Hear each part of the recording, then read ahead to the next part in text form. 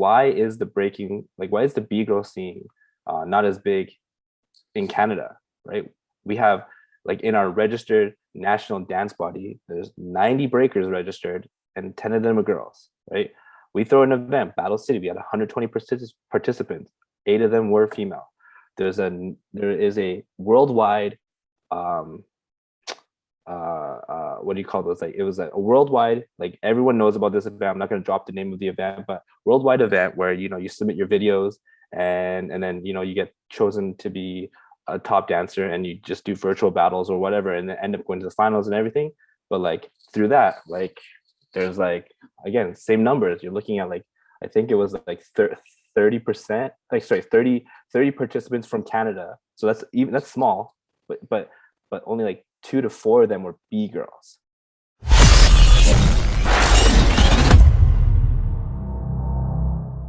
Salute to the subscribers, those that live beyond the Cypher.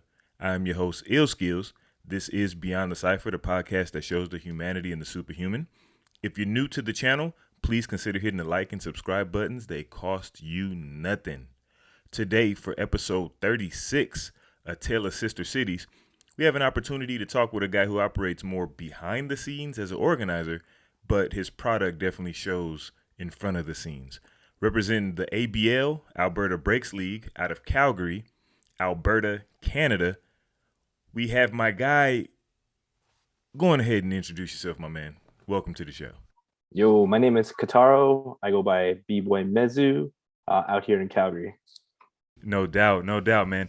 And I don't know if you knew this, Kataro, but you and I are basically cousins.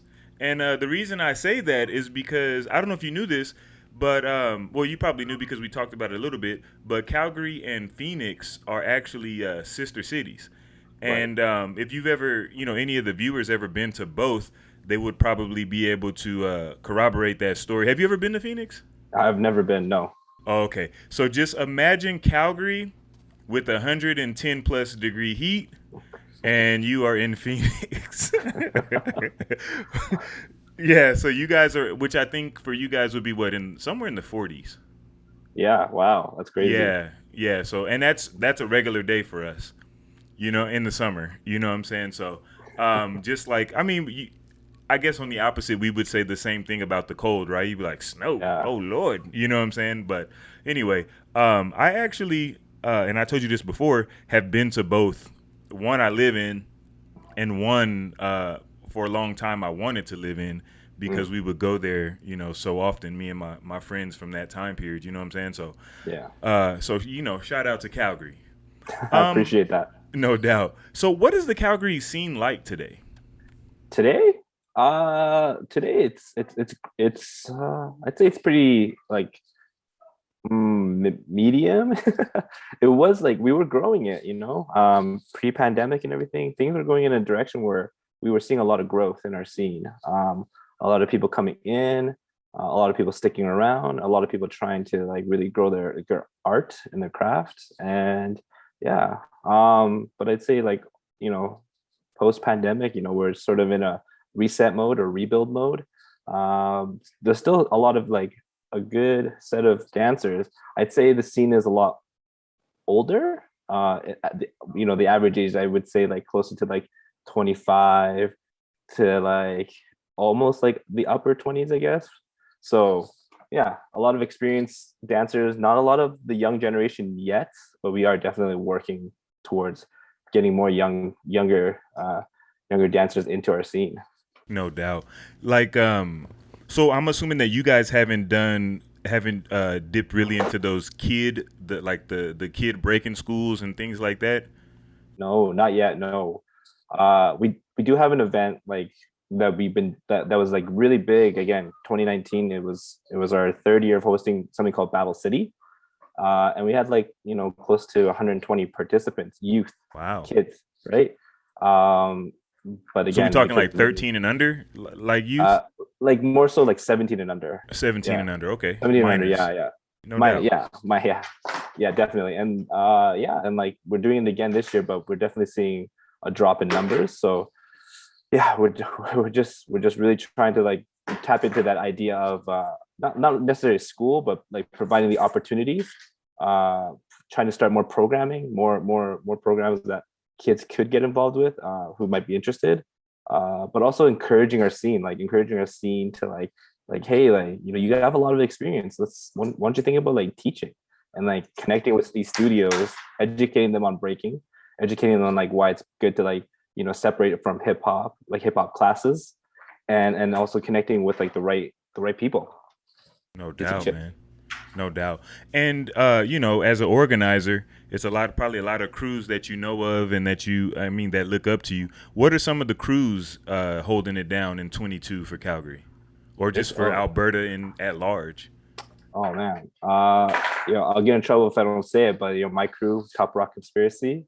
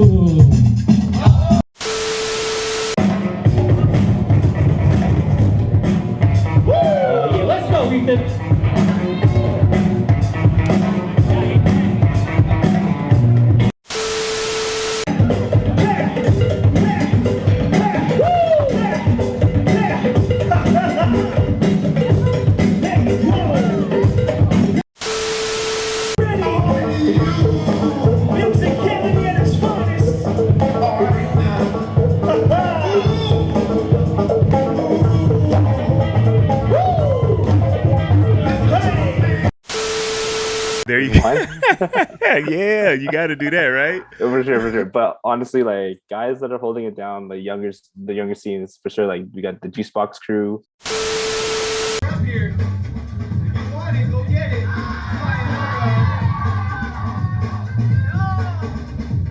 Yo. I'm in the attack.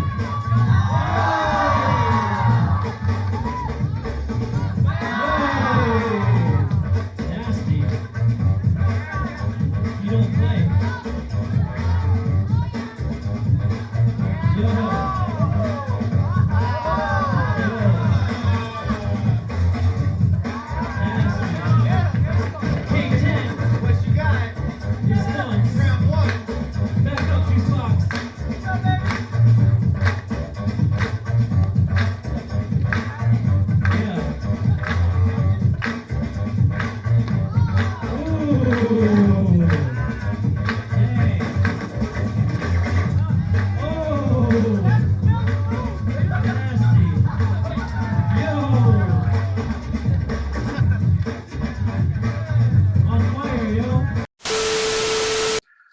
And then this crew called Next to Kin. I think those two have this rivalry, which is nice to see. It's nice to see rivalries. You know, sometimes you get to a point where like there's a lot of community, which is great, but sometimes you don't see the growth unless you are like trying to better yourself against somebody else. So there's that. There's also like within the Juice Box crew, there's a crew called Street Kids, but they also like combine together called Team Mayhem.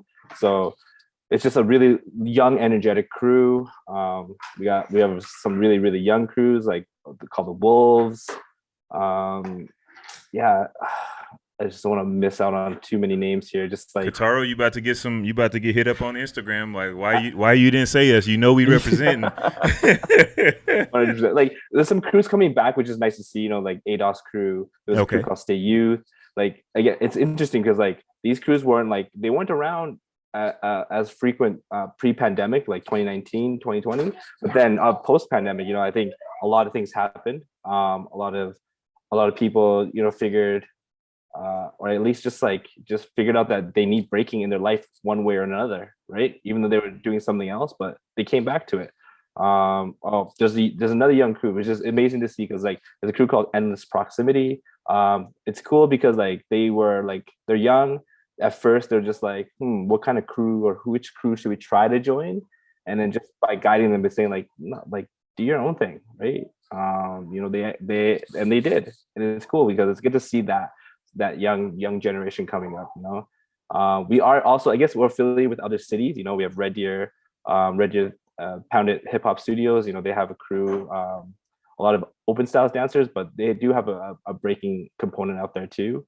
And then we got Edmonton. Edmonton is a smaller scene. They're like, you know, they're trying, right? But they have like Crazy Time or Crazy Time crew holding it down. So no doubt, man. Now, before you got into the organizing of events, you actually were a b-boy and still are a b-boy yourself. So my question to you, the traditional Beyond the Cypher question. At one point in my life, you know, as I got older, I was just like, man, I'm not having fun playing hockey, but I'm having fun like breaking. You know, I get to utilize my skills, like my strengths and like whatever I've learned in hockey, but I get to utilize in breaking, which is just like a lot of like, you know, I don't want to say power moves because I don't have power moves, but it's just like power like moves.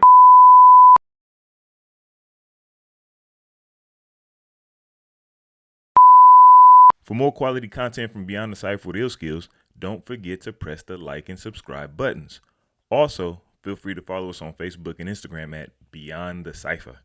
Let us know how we're doing down in the comment section, and to make sure you don't miss anything from the channel, smash that notification bell.